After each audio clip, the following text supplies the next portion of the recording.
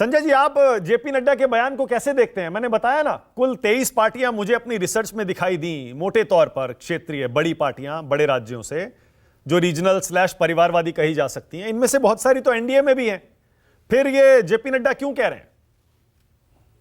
नहीं, जेपी नड्डा ने क्या कहा? उन्होंने क्या कहा कि उसको खत्म हो जाना चाहिए? उन्होंने तो शायद ये कहा कि वो खत्म हो जाएंगे। दोनों में बहुत फर्क है मानस जी, दोनों सेंटेंस में। खत्म हो जाना चाहिए आपकी अपेक्षा है, आप अंदर से चाहते हैं कि वो खत्म हो जाए। खत्म हो जाएंगे, उनको लगता है शायद ये प्रक्रिया है, क्योंकि क्षेत्रीय दलों का ज्यादातर जनाधार किसी खास जाति समुदाय के वोटरों के बीच में है। और ऐसा अमूमन देखने को मिला है। तमाम छोटी राजनीतिक पार्टियां हैं, छोटी क्षेत्रीय राजनीतिक दल हैं, जो बहुत लंबे समय तक सरवाइव नहीं कर पाए।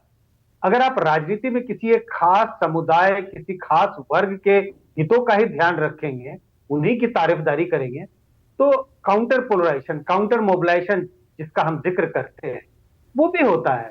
तो आपके खिलाफ, आपके समर्थन में, आपके मतलब ऐसी क्षेत्रीय पार्टी जो किसी खास समुदाय वर्ग के वोटरों का एक तरह से तारीफदारी करेगी, उसका उनको वोट मिलेगा, तो एक लिमिटेड असर तो होगा एक जगह पे।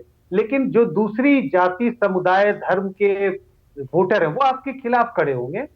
और स्लोली एंड ग्रेजुअली ऐसा हो सकता है कि आपके खिलाफ खड़े होने वाले जो लोग हैं उनकी संख्या ज्यादा होगी, और आपका जनाधार हो सकता है धीरे धीरे खिसक जाए। ऐसा कई रीजनल पार्टियों के साथ देखने को मिला। मैं ये नहीं कह रहा हूं कि सारी रीजनल पार्टियों की का ऐसा ही हश्र होता है, पर कई ऐसी रीजनल पार्टियां हैं जिनका जो एक समय में जिनका बड़ा जनाधार था, धीरे धीरे खिसकता हुआ चला गया। अगर मैं कुछ उदाहरण दूं, अगर असम की बात करें, एक समय में असम गण परिषद बड़ी रूलिंग पार्टी थी, आज उनका जनाधार देखिए। आप अकाली दल को देखिए, मैं सिर्फ उदाहरण दे रहा हूं। अकाली दल को देखिए, शासन करने वाली पार्टी, पिछले विधानसभा चुनाव में क्या हुआ, कि क्या स्थिति हो गई। अब एलजेपी को देखिए, आने वाले चुनाव में देखने को मिलेगा कि उनकी हैसियत कितनी रह जाएगी बिहार की राजनीति में, क्योंकि ये जिसका जिक्र आपने भी किया, ज्यादातर क्षेत्रीय पार्टियां ऐसी हैं जो एक परिवार के हिसाब से चल रही है, जिसमें परिवारवाद है। टूट गया परिवार और पार्टी के दो टुकड़े हो गए, शिवसेना के दो टुकड़े हो गए, एनसीपी के दो टुकड़े हो गए। तो आने वाले चुनाव में मुझे लगता है कि उस ओर बढ़ेगी ये पार्टियां, जिसमें इनका जनाधार कम से कम एक टुकड़े का तो कम होता हुआ दिखाई पड़ेगा। एआईएडीएमके को देखें, दो टुकड़े हो गए। तो मुझे लगता है कि कुछ पार्टियों के साथ ये संकट तो जरूर आने वाली है, रीजनल पार्टियों की अगर हम बात करें। ओके, और जेपी नड्डा की स्ट्रैटेजी इसमें बयान के पीछे क्या है? अगर मान लीजिए पॉलिटिकल रैली में ये बयान दे रहे हैं, तो जरूर कोई राजनीतिक रणनीति होगी इस बयान के पीछे।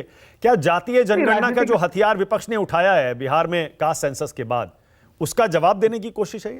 काउंटर अटैक नहीं, देखिए रणनीति तो बहुत साफ है। आप जनता को यह संदेश देने की कोशिश कर रहे हैं कि भाई देखो, ये रीजनल पार्टियां जो हैं, वो मैं उनकी भाषा, मतलब उन्होंने इसका इस्तेमाल नहीं किया, लेकिन मैं ये कहूं कि भाई इनका वजूद जो है बहुत लंबे समय तक नहीं है, इनकी इनकी पॉलिटिकल स्टेबिलिटी नहीं है। तो अगर आप अपना वोट इनको देते हो, आप इनके साथ खड़े दिखाई पड़ते हो, तो आपका वोट लंबे समय के बाद आपको लगेगा कि हमने अपना वोट बर्बाद किया। एक समय में जिस पार्टी को वोट दिया, आज वो पार्टी है नहीं। तो ये संदेश देने की कोशिश कर रहे हैं। वो ये बता रहे हैं कि अगर आप मन बना रहे हो, राजनीतिक पार्टियों को वोट देंगे, तो आप अपना मन बदल लो, क्योंकि इन पार्टियों का कोई लंबा अस्तित्व नहीं होने वाला है। ओके।